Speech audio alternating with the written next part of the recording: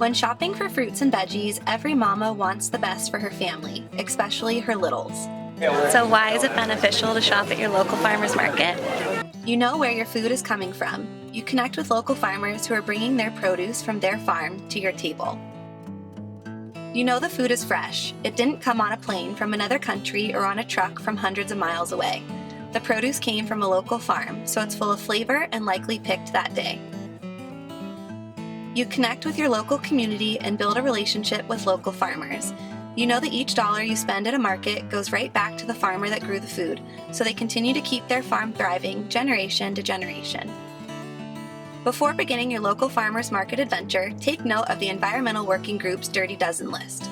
The Dirty Dozen, when referred to produce, are fruits and vegetables that have the highest pesticide residues. The Dirty Dozen list contains these 12 most contaminated fruits and vegetables. On our Sunday market adventure, we had our grocery list and found items off the Dirty Dozen from our local organic farmers. Every family is on some type of budget, so shopping organic isn't always in the cards for you. Try these produce items that are the least contaminated by pesticides. Reality is, Mama doesn't have time to shop around at 7 different grocery stores, but a farmer's market is far more than just a store or an errand.